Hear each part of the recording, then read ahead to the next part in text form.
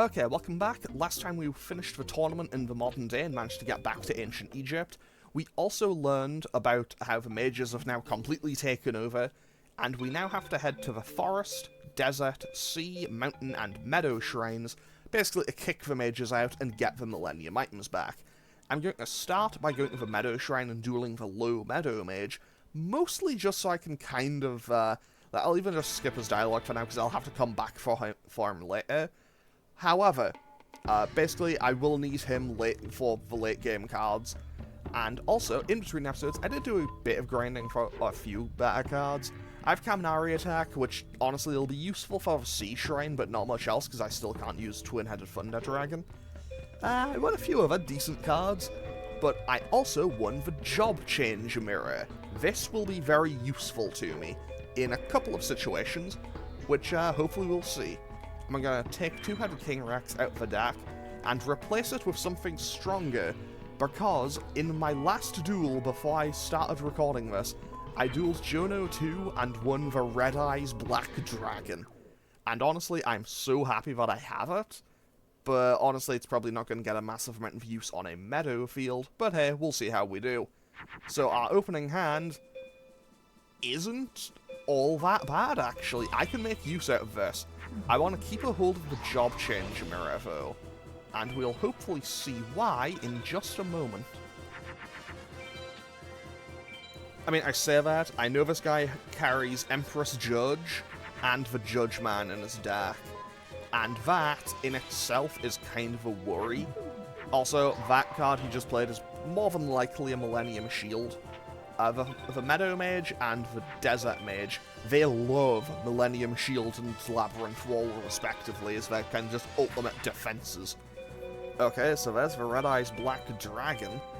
I'm going to keep Carbonala Warrior in hand as well, just in case, because if I draw Mavelus or something, I can fuse that into Flame Swordsman, then boost it up with Kunai with Chain. Okay, Swordstalker gets rid of our Stone Dragon, which isn't great for me. Now, Snakehair is also kind of just, well, it's kind of just there to be a sacrifice. Invisible Wire, I might as well, honestly, I should probably take Invisible Wire out of the deck, because at this point in the game, especially, that's terrible, that's really bad, because at this point in the game, especially with all the field power bonuses that all of their monsters will be getting, I'm not really going to get any use out of it, because it just destroys monsters that have less than 2,000 attack points when they attack. And, yeah, at this point, seeing something with lower than 2,000 will be pretty uncommon. Well, it'll be pretty rare at this point.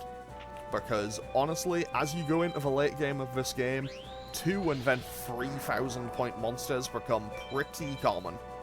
And, yeah, they become a little bit of an issue. Acid Trap Hole is definitely the way to go. Okay, this is exactly what I needed. So, I'm going to fuse the Crass Clown with the Job Change Mirror, and because Kunai with Chain uses the effects of Sword of Dark Destruction and Legendary Sword, I can fuse the resulting monster with that to power it up, and the Job Change Mirror will turn any fiend into the Summoned Skull. And that is huge. Also, I should note, I'm putting it on Pluto. I put it on Pluto mostly just because, if he plays Judge Man, it hits over it. But even if I put it on, if I put it on Moon, Judge Man hits over it. If I put it on Pluto, Empress Judge hits over it. So either way, it's not exactly the most optimal card for me right now. Honestly, I wish Red Eyes Black Dragon had Moon and Mars instead of Moon and Neptune. I don't really know why it has Neptune. I feel like, you know, its attack in the anime was Inferno Fire Blast. You'd think Mars, Fire, therefore Inferno Fire. That just makes more sense to me, you know? Anyway, hopefully we can get through the rest of this duel without too much incident. And honestly, winning Job Change Mirror was great for me, honestly, just because I really wanted to be able to use Summon Skull. Because there's no way you use it in this game otherwise. Because, quite frankly, the odds of you getting it, I don't think any opponent in the game drops it, and if you use the card system, like the exchange system, it's one of those cards that costs like 999,999, so you will never get it. I don't know if it's like, I don't know if it was one of the cards you could just get through the Pocket Station. Like, I know this game has a good few cards that you could just get through the Pocket Station, but I don't know if it was one of those. Now, let's just, this will be a slight issue, as I kind of just have to very slowly whittle my way through his remaining life points.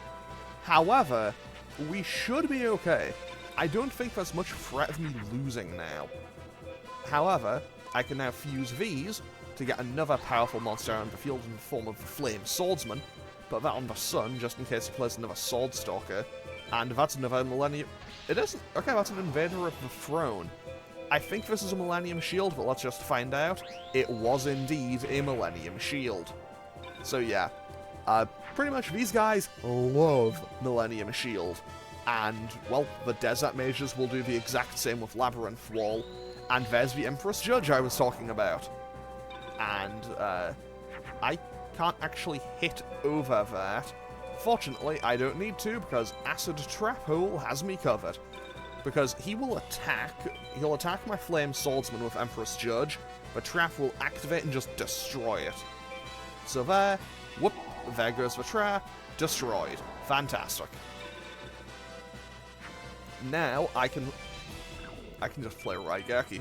I can just play Raigeki and hit him for a nice and powerful 4100. So I'll likely be losing Pumpkin this turn. However, if I play my cards right, and depending on what he plays, I may be able to end this duel this turn. So that could come in very handy for me. What's this? Warrior Elimination. It kills my Flame Swordsman, and there... Oh, wait, he attacked. Invisible. I just said invisible why I wouldn't be useful, and there it is, saving the day. And now, I can finish him off with the Red Eyes Black Dragon. Fantastic. We love the Red Eyes Black Dragon in this house. Okay, so what do we win? Okay, another copy of Celtic Guardian. That's not too bad, honestly. However, we'll regret this victory. We aren't actually going to be dealing with High Mage Kupura right now, so, on we go.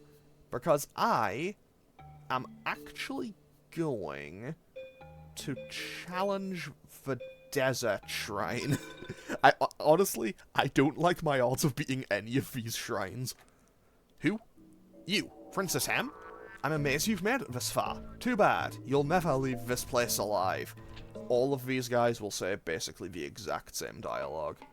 However, the question is... Okay, I do have one more. I'll switch out a plant for this, I think.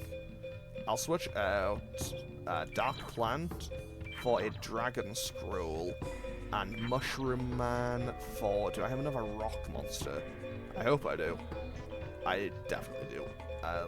Yeah, sure, Haniwa. We'll put Haniwa in the deck. Why not? So, basically, my two main cards here are going to be... Well, my two main monsters that I can summon here are going to be Mystical Sand and Stone Dragon. Mostly Stone Dragon, because I have Dragon Treasure, it also boosted up. Okay, so they checked that, so I shouldn't be too worried. And now I can play Stone Dragon right out the gate, but I'll also be able to summon another Summon Skull. Honestly, I love Summon Skull. It was always one of my favourite cards, and honestly, it was always kind of weird to me how kind of little support it seemed to get in the TCG. I know that, I think it eventually did get at some. Like, I'm sure that, I think it did eventually get some support. And then there's also, like, all the Archfiend cards. Like, I think I got, like, a retrain, a Skull Archfiend of Lightning or something. I'll be honest, so, full disclosure, I have not played or paid attention to the TCG for, like, 20 years. And even when I did play, I didn't know, like, what the meta was or anything. So please take anything I may say about my opinions on the trading card game with a giant grain of salt. Because, yeah, I know next to nothing about it. And also, we are now going to be playing defense, because he has played 2 Brachioraduses, and those are, as far as I can tell, the two, well, they are the most powerful card he has. However, with Dragon Treasure, we can hit over them. However, this also leads to an issue. He does have a card, or at least Martus, the High Mage, does, which is called, I think it's Breath of Light, and that will just destroy it outright without any question. Also, I could fuse these right now to get Twin-Head Thunder Dragon, but obviously, you know, can't use it in this playthrough, so, 1, we won't, and 2, on this current field, it wouldn't actually help us all that much. It's the, like, as far as I can tell, it's basically the only time in the game you would ever really want to play Twin-Head Thunder Dragon on the Moon Guardian Star, instead of its natural kind of Pluto one. However, if I play Kaminari Attack just by itself in defense mode, maybe that can kind of convince him to attack me. Hopefully he'll attack, because, I don't know, he might trip the invisible wire, who knows. And, okay, he just plays Pumpkin as a base card. I would not mind having Pumpkin as a base card, to be honest. Now, let's just play Dream Clown, I suppose. And then I'll just kind of whittle him down. I'll be hitting them for probably like 700 or 800 points at a time, depending on what he plays. You know, he has some stronger monsters, some weaker ones. Like, if he plays Yurubi, I'll hit for 1,000. If it's Pumpkin, it'll be like 700. So, yeah, I do have a little bit of range that I could work with. Hang on, wait. I can summon Sword Arm of Dragon with this, which is a nice little defensive, well, another nice little defensive line to potentially use. So, honestly, Sword Arm of Dragon, really cool card. Never actually saw it. Like, I'm pretty sure, I've never seen that actual card in the card game. To be honest, most of the cards in this game I've never actually seen in the card game. Like, of the cards currently in my hand and on the field, I've seen Crass Clown, Labyrinth Wall, and that's it. No, I think I might have Kaminari Attack in the actual trading card game. But yeah, like, I have not seen most of these cards. I don't think I ever saw Ghoul with an Appetite in the actual card game. I know that a lot of these are, like, the really early cards, though, and that's obviously why. Because, I don't think most of these became available here for a very long time. But hey, we can also summon up a Pumpkin, and honestly, my victory is basically my victory is currently pretty much a guaranteed thing. I'm just waiting to draw Raigeki, because I can't hit over, like, I can't hit over the Labyrinth Wall, but I can't, like, I'm quite seriously just waiting to draw Raigeki, and then the duel ends. However, while I'm here, let's just, you know, crush this dragon zombie for another 900 points. Actually, place your bet. Place your bets right at what happens first? Do I draw Raigeki to win, or do I actually just whittle away all of his remaining life points? Honestly, I'm currently in the field of thinking I'm going to draw Raigeki first, but honestly, anything could happen. Now, what is that? A Destroyer Golem, okay. Honestly, I was fully prepared for a second Labyrinth Wall. But yeah, I think if I was to order, obviously it kind of depends on what you're approaching each opponent with. And of course, our invisible wire actually trips for once. Okay. Well, that's going to be a... Oh wait, I can't do that. I'm going to play Kage Ningen, and that'll summon Bean Soldier. Because I realized if I put the Dragon Scroll down first, it would create Black Dragon Jungle King, which then would meant I wouldn't get Stone Dragon. Either way, I just need to draw Raigeki and then I win. So I might just start throwing hands out. Yeah, I'm just going to start throwing hands out, I think. It's probably for the best here. And that'll be... That's Crimson Sunbird. Off we go. There we go. There's another Stone Dragon. So, yeah, this is probably, like, the ultimate field I could currently have. Also, Red Ice Black Dragon is here, but it gets no boost. I could draw... No, I couldn't draw Dragon Treasure. I've already used it. Okay, Mercury. Oh, he does have Mystical Sand. I forgot that he had that. Also, I forgot I could have had access to that. Okay, let's just play Acid's Trap Hole and keep waiting. Because, honestly, I probably should have just attacked. Because there's no way he attacks again. Actually, no way, he can destroy Pumpkin. Of course he'll attack. And there goes Mystical Sand.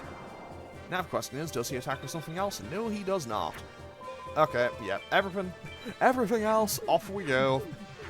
just throwing cards into the graveyard until I draw Raigeki to just end this duel, because honestly, this is starting to kind of just wear a bit thin on my...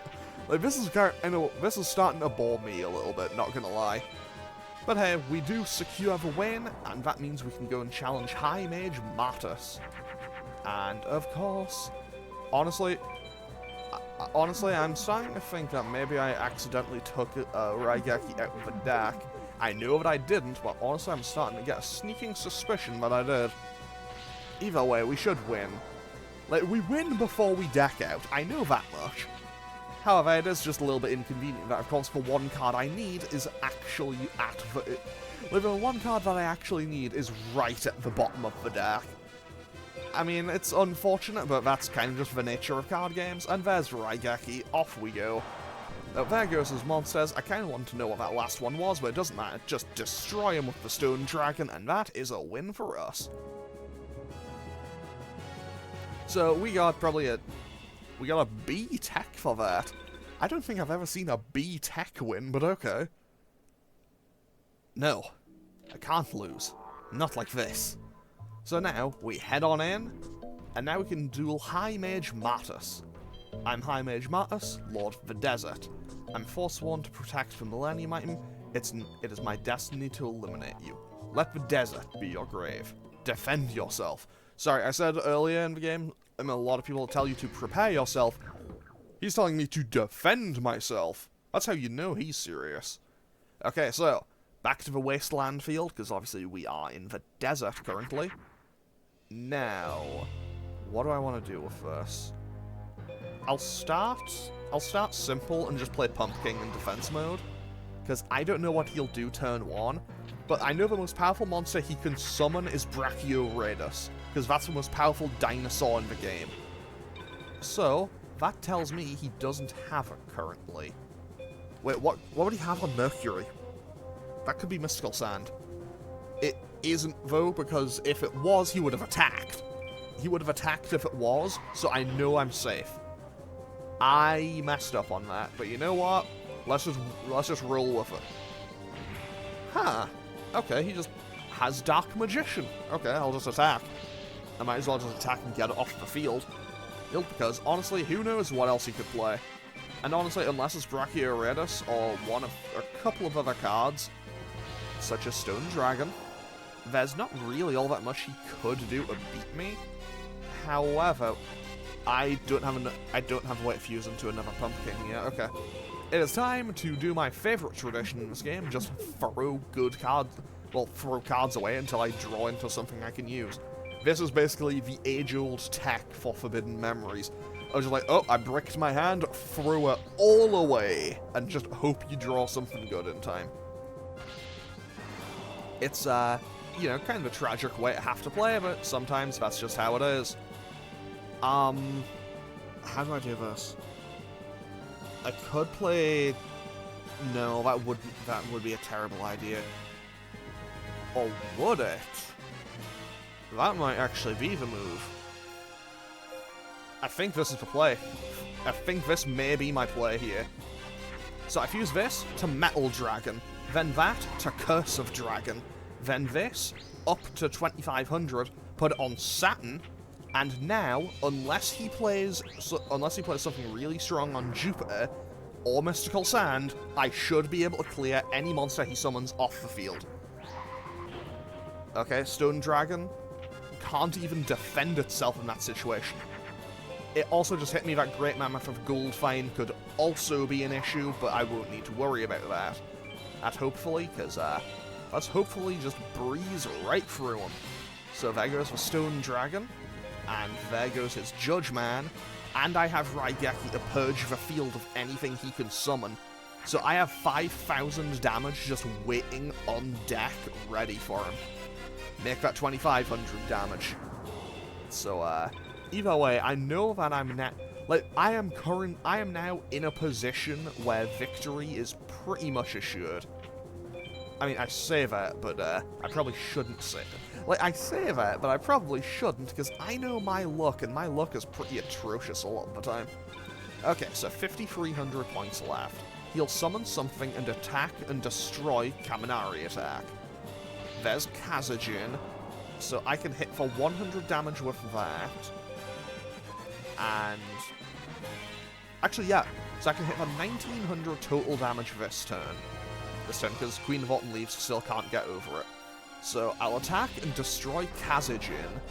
And then I'll attack with Queen of Autumn Leaves and drop him down to what? 3,400 life points. Now, I could just play Raigeki and destroy him. There's an A.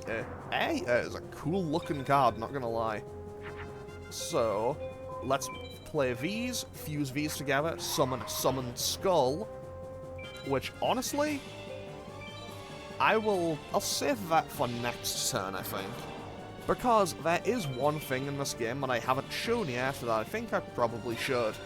And that is the kind of 3D battle system. And honestly, let's show that just before I win.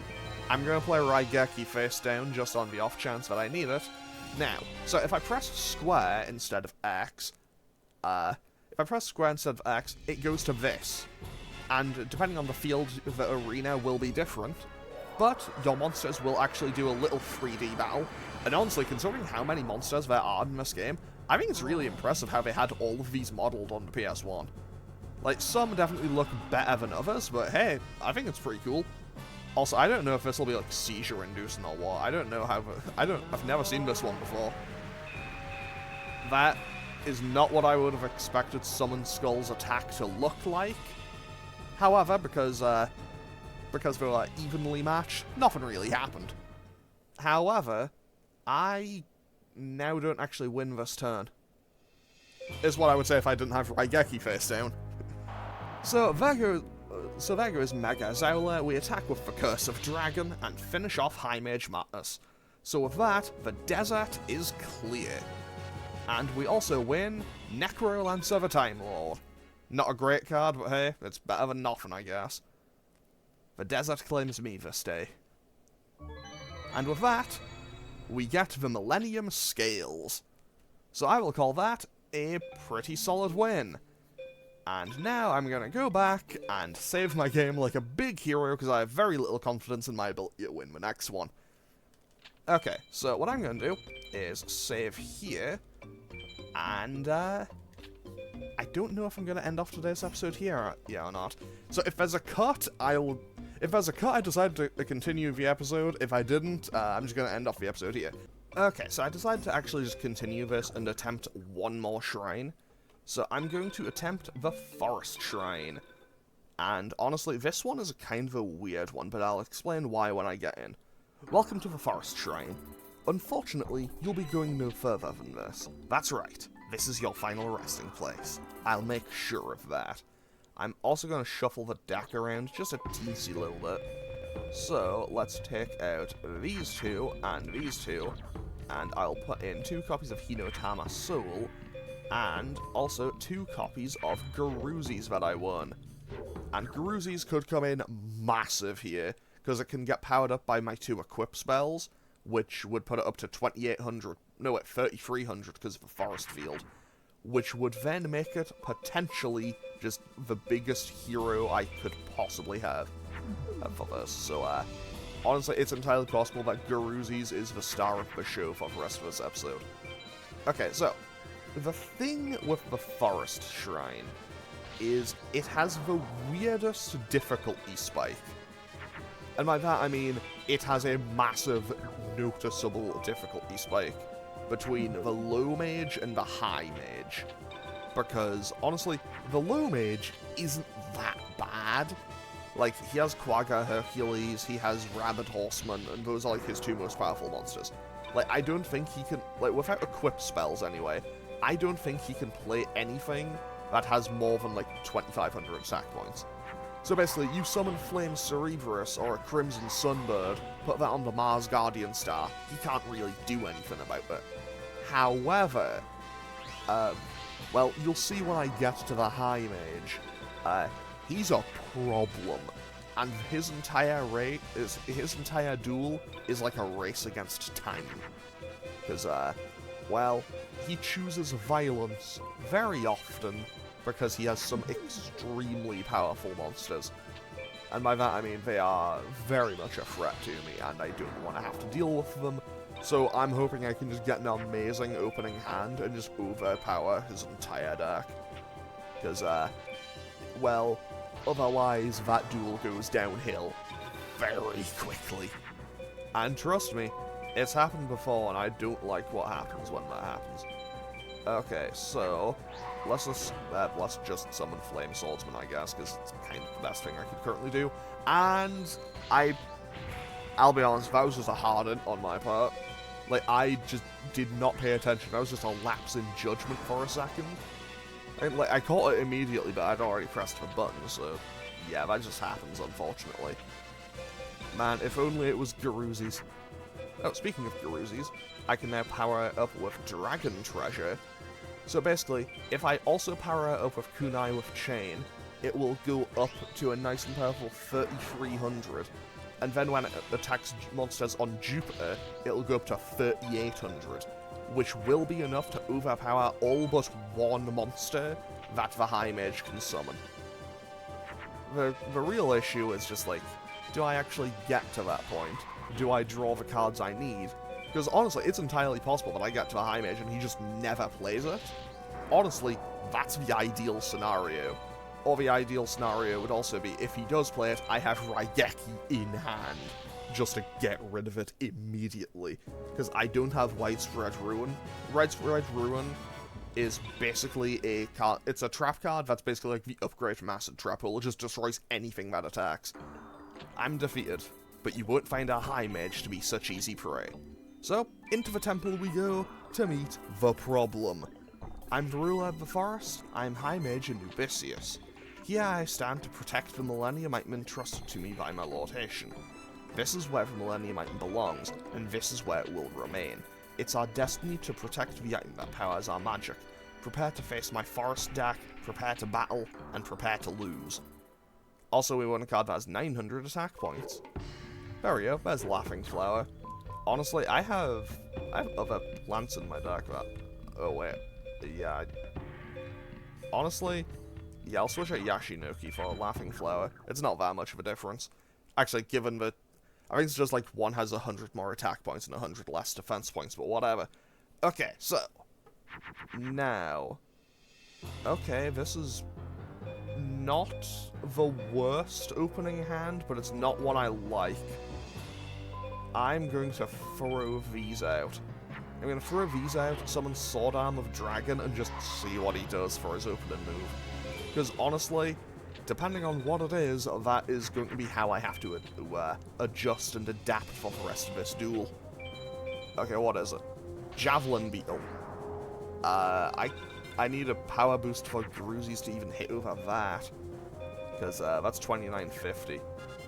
So, let's just throw more cards away and hope I draw into something usable.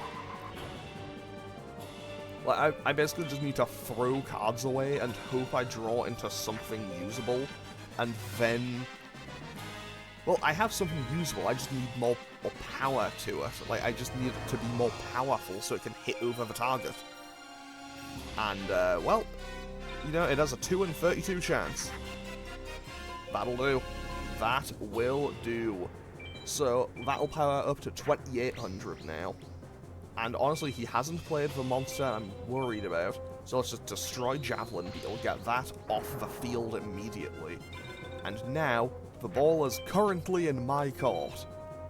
Like, I'm currently in control of the duel. So let's summon the Red Eyes Black Dragon. I probably shouldn't have actually done that, because I do have an alternative plan around Red Eyes. However, well, it does require a couple of other cards, so my odds of actually drawing into it are a bit low. Oh, and honestly, it's not really something it's probably not something I should be trying in, you know, a duel with this high stakes, I suppose. So now I can fuse this up into a Crimson Sunbird, and honestly, I'm starting to believe I might be able to finish this off before he plays for Great Moth. So, I should note, in this game, Cocoon of Evolution is just that, it's just for Cocoon. It never turns into anything else. However, Great Moth and Perfectly Ultimate Great Moth are both just default cards. Like, he can just play them. And if he plays Perfectly Ultimate Great Moth, you're basically done, because it's just 4,000 attack points. Like, it's on the forest field. But hey, we managed to win without, honestly, any incident. And we won a Gokebo. Fun fact, Gokebo is the card in Battle City that Weevil uses to get that kid to work with him. Anyway, no, it can't be. Master Haitian shall avenge me. I'll see you in... And then he disappears. So with that, we get the Millennium Key. So now we have the scales and the key back. So that is great work. I'm sure Shadi would be proud of us. Okay, so now I'm going to save and end off today's episode here. And honestly, before I attempt another one, I think I will definitely be grinding for some more cards. Because the Sea Temple, the Meadow Temple, and the Ocean Temple... No, the Sea, the Mountain, and Meadow Temples will probably be an issue for my current deck. But, I don't know, I might give them a shot and see how it goes. Like, I might give them a shot off screen and see how they go before I attempt to grind some more. Anyway, I'm going to end off today's episode here. As always, feel free to leave a comment and click any buttons down below if you feel so inclined. And I will hopefully see you all next time for more Yu-Gi-Oh! Forbidden Memories. Okay, thanks for watching. Later.